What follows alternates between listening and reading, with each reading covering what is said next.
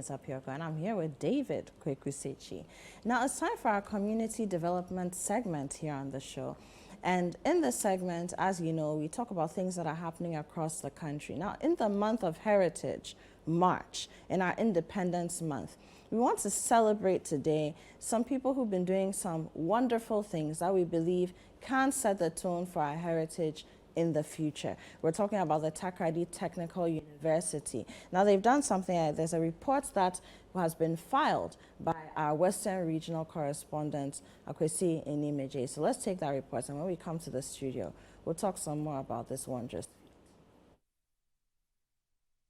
Takoradi Technical University is currently the only technical university with its niche area in petroleum training.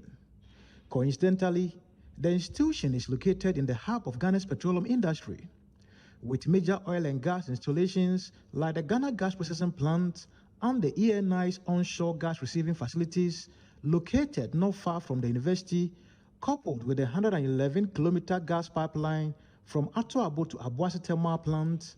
Takoradi Technical University has been researching into how to reduce the potential danger of leakages.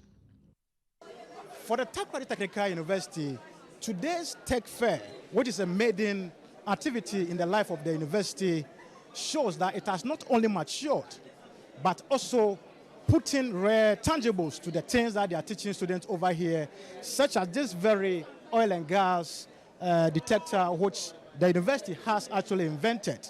What we are exhibiting today, we have what we call oil and gas leakage detector. I think the import of this is to detect leakages in oil and gas pipelines, being it overground or underground. It works on a GSM platform where a sensor will detect the leakage and send immediate signal to the operators, identifying the exact location of the leakage for the necessary steps to be taken to correct it. After this fair, we intend sending them to the various oil and gas industry for them to come, or we will go there and then demonstrate what our prototype detector can do to them, then possibly take their feedback for the improvement of the products, and then possibly commercialization of it. We also have what we call the car theft arrestor. Basically, we all know we have what we call an immobilizer, that if one steals somebody's car, at a point the car will get stuck. But we have advanced this technology by adding an arrestor, where at a point when the car stops, the thief moving that vehicle cannot leave. So the thief will stay in the car will send a signal to the owner of the vehicle where the car has been parked and where the location is and the distance from where the person is to the place, so that quickly you can arrange and go for your vehicle. Speaking to Citi News on the sidelines of the TTU Maiden Tech Fair, where other innovations from all the 5 faculties of the university were outdoors, the Vice Chancellor of TTU said the innovation addresses industry needs. As a technical university, it's one of our aims is to collaborate with industry. The academia and industry linkage should be strengthened. It is stated in our act. So this morning we are trying to activate what is we set up to do. And as I said, this will not be the only fair. It will continue from time to time, so that we'll bring industry closer to academia, so that we can be able to develop the country. The general manager of Kantanga Group of Companies, Francis Kojokujeji, who was the special guest at the fair, while praising TTU for the numerous innovations, said Kantanga will soon collaborate with TTU to produce EV car batteries as well as tire manufacturing. Kantanga and TTU are already technical collaborators. In fact, they did well in attending our previously held technical and then innovation exhibition at Tatawish. And then we deemed it fit to come here and then collaborate with them on that same grounds. In fact, if the two institutions collaborate, what we are looking at potentially is one of the most important parts that we use in our automotive assembly. And I'm talking about the automotive tires. If these two institutions to collaborate and just manufacture tires for the entire nation. You can imagine how much money we are going to save, how much dollar we are going to save, and how much strength the city is going to be from the importation of tires. So I would very much like it that TTU and Kantankan will collaborate. We will involve the nation, the states, tripartite collaboration, and see if something better is going to come out of it. And I believe it will happen.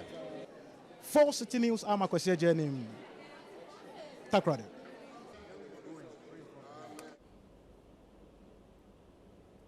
There we have it. Like I said, some amazing things coming in from the Takoradi Technical University, all the way in the Western region, and our colleague Akwasi Ejenim filing that report there. So let me introduce, we have a guest, David and I, in the studio, Professor John Bentel. He's the Dean of the Faculty of Engineering at the Takoradi Technical University. Good morning, Prof. Good morning, madam. You're very welcome. Thank you. And I must especially thank you because you arrived last night after having received the message that you should come within an hour or so, and you're here this morning. Yeah. So it shows us that, you know, the TTU, you mean business. Exactly. You really mean business, exactly. You know.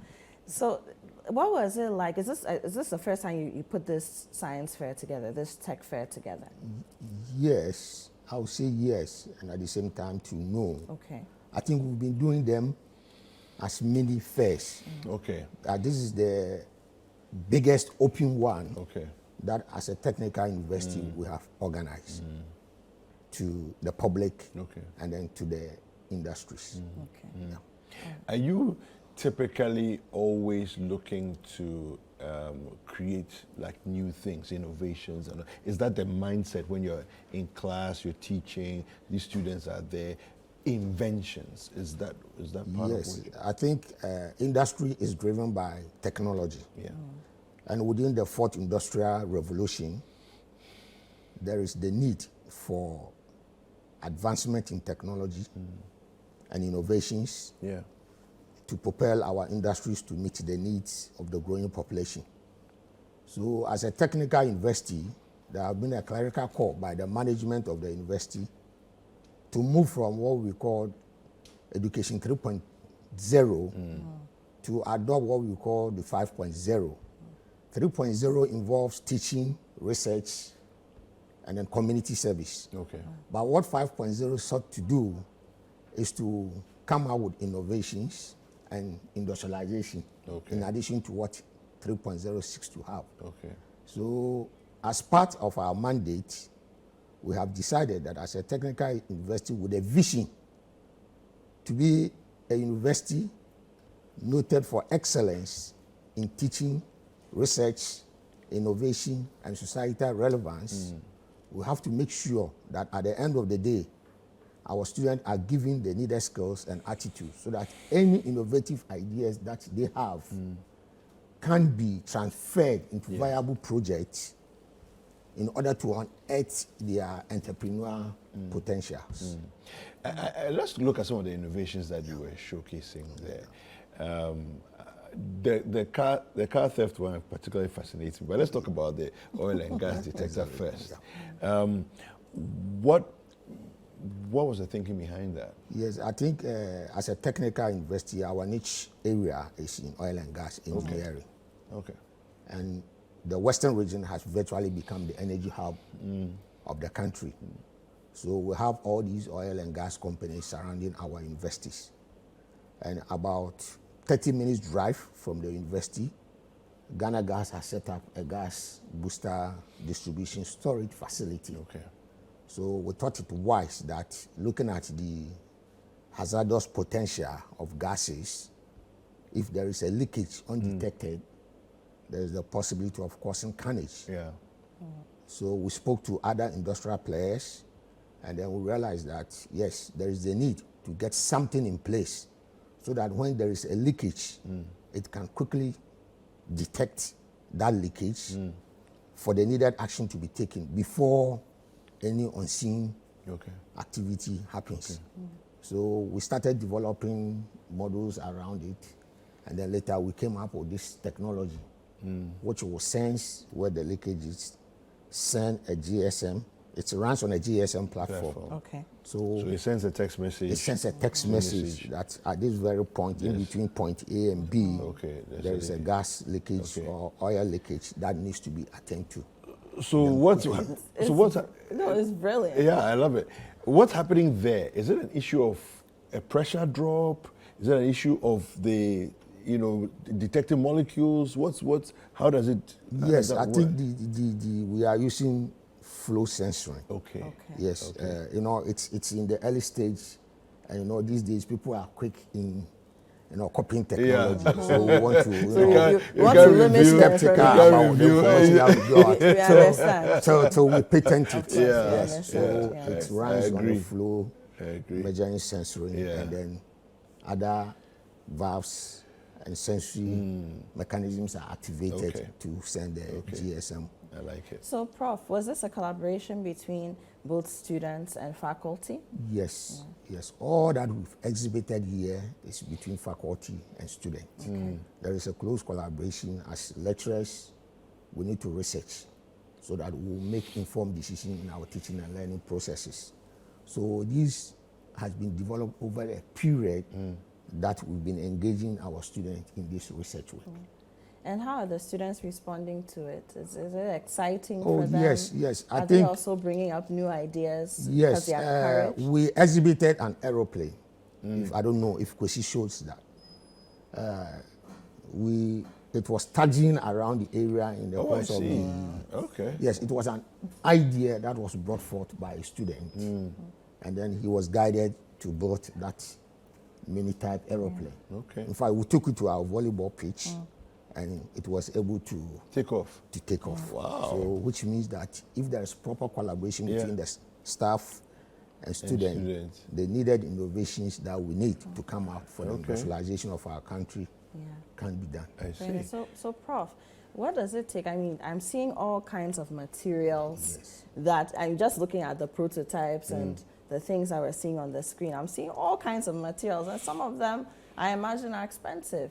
How are you funding these things? Because we know the challenges that we have with education in general, the funding of it, research, let alone producing prototypes of this scale.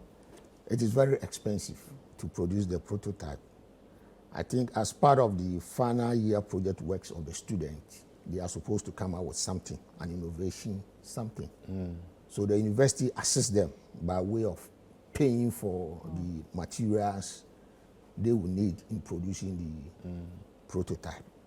So we intend escalating this research work by way of creating incubation hubs so that when businesses or industries shows interest in what we have done, then possibly we can escalate them to the industry for the possible commercialization of it. The car theft innovation, that's actually quite fascinating. Exactly.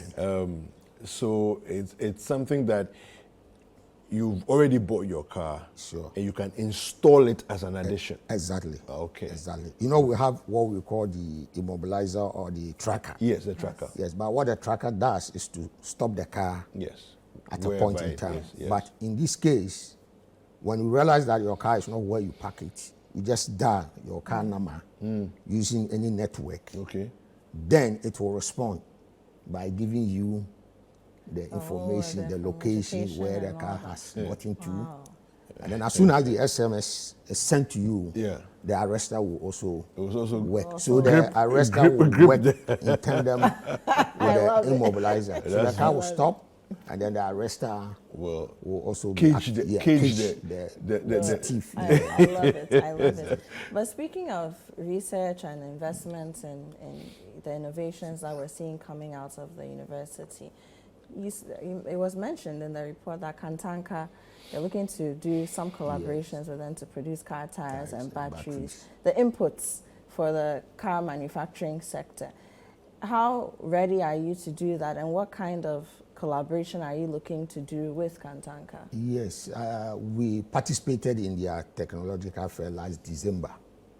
So currently, as we speak, there is a draft MOU that the two institutions have to meet peruse it, and then possibly append their signatures to it and then adapt it. So behind the scenes, discussions are ongoing in relation to these two projects. Okay. You know, Bonsa Ties used to produce ties for us. Yeah. And we have a lot of rubber within our catchment Yeah. area. So this brought the idea that, look, if we are able to come out with something to produce ties for Ghana, Yeah. the raw materials will be cheap. The technology will be a homegrown technology. It will be cheap. Everybody can afford. So that at least accidents on our road Can due reduce to it. poor car tires can be reduced. Yeah. Yes, because I mean, most people are using second-hand home use car tires, Yes. and you can see it. You're going to buy something, you can see that it's worn, but that's what somebody The has affordability. access to and can afford. So if we can produce our own, which is also quite affordable, then Yeah. we're on our What way about to what success about in the that what about regard. the batteries? Yeah, we will do same. Okay. Yes, behind the scenes, we are coming out with the needed technology that we need to adopt. Okay. Because most of our recent batteries are what we call the lithium and then the lead acid batteries. Okay. Yeah. The lithium is quite expensive. So we are looking at alternative materials Okay. that we can use Okay. so that the batteries can work just like the lead acid battery Okay. or the lithium ion battery, but at a cheaper cost. So behind the scenes, we are researching to come up with the needed technology. Yeah. Would you say that, I mean, as a university that, you know, is very interested in innovation and all of that and coming up with these new inventions, that it would appreciate financing as a support for coming out? I'm asking this because sometimes people that want to put in money like to control the direction things go. You know, so I don't know what your thoughts are in that direction. Yes, we are an academic institution, and we intend coming out with the needed technologies that will drive industry. Yeah. So we'll create what we call technological incubation hubs. Okay.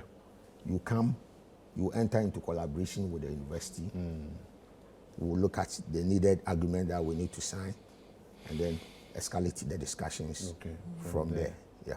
I like it. And these collaborations or this kind of support doesn't necessarily have to be financial. For example, if you're using a lot of rubber, and you find that a lot of your prototypes require rubber or certain materials, and there's a company that produces those things on a large scale, and they're willing to give you those inputs. Are you willing to do those kind Yes, of we will collaborations? accept them because mostly the cost effect comes from the raw materials that we use in the production of the prototypes.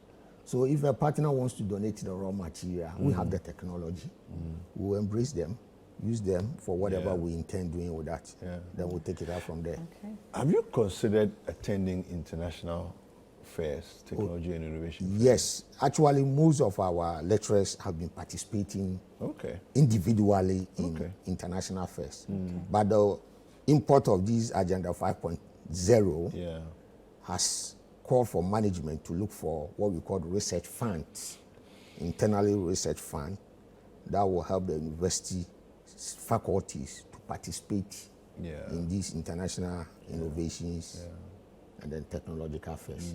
So it is something that the management of the university has considered, and we are looking at the possibility of raising the needed funds to go and participate. Something just occurred to me, and I'm going to ask your thoughts on this. What do you think about the idea of creating an inter-campus or inter-university competition for innovation, and using that as a way to drive, innovation? Yeah. And even to attract attention. Yes. To the Yes. innovation. That is a brilliant idea. I think what we've been doing is having research conferences, but it's time that we move out of our shell so that we go out there, have the innovation fair among, if not the traditional universities, among the technical universities Yes. who are supposed to be frontiers of technology for the industrial advancement of this country. So it is a good idea. I think I'll make recommendation to my boss. Because people thrive on competition. You know, and absolutely. competition brings excitement. And it brings out the best in you because you yeah. want to put your best forward. So Yeah. things that you probably on a normal day wouldn't even think of. Yeah. Because you have an idea, or somebody might do it this way, let me do it this way. You are pushed to be more creative, innovative. Yeah, I think during most of our research conferences where people do present their papers and other things, there is a mini fair attached to it. But as I said, we need to do more by probably having a national innovation competition among the technical universities. And I think that would be a brilliant opportunity for us to see what each technical university Sounds like a is doing. brilliant idea. Prof, I'm curious to know, are there any innovations that are on their way to making it into the mainstream consumer space? Sure. I think these are among the things that was exhibited. When you come to the applied science department, I think they've run a model that could be used to solve our plastic waste problems. Okay. And then the hospitality sounds industry, Yeah. the hospitality industry also came out with local preservatives for our foodstuffs. Okay. They also came out using local materials to produce detergents and cleansing materials. The Faculty of Both and Natural Environment has also been able to produce floor tiles using palm kernel shells. Oh, wow. Yes. So are they in mass production yet? No, Not as yet. I said, all that we are presenting are prototypes and Oh, samples. I'd love to see that. So we are using I think we organized this Maiden Innovation Fair for 3 reasons. Just to give the students and the faculty members the opportunity to showcase their innovative ideas. And 2, to transfer these innovative ideas into project artifacts in order to unearth the entrepreneurial potential of our students. And then 3, to invite industry to be involved in the improvement of the quality of this prototype, so that at the end of the day we can create an incubation hub which will develop technology to feed industry and then create the needed wealth for Ghanaians. It's in order. That is why my Vice Chancellor stated that it is not a one-off thing. It is going to be organized periodically. So whether it is going to be biannual or management will come out with that. It's in order. And people will see that the technical universities, for that matter, Takoradi Technical University, has arrived. I like it. All right. I know it's brilliant. When I was in tech, KNUST, there was a yearly, technology fair that we would do. But I tend to find that we need to bridge that gap between the innovation and then mass marketing. No, absolutely. So that now it becomes a household product that people are using. Absolutely. And I'm happy that we're having this conversation here this morning, because then industry players who are hearing about some of the innovations that are related to their field of operation, they can come in, contact the not just the Takoradi Technical University, but other technical universities, and then come in and invest. Maybe even adopt a particular project and see it from prototype phase to mass market production phase. That link has been missing for a long time. Industry, corporate Ghana is on one side, academia is on another. So there are all these beautiful innovations, and then we sit down and say that technical universities are not researching and producing anything, which is not true. We are just not seeing the collaboration that needs to happen.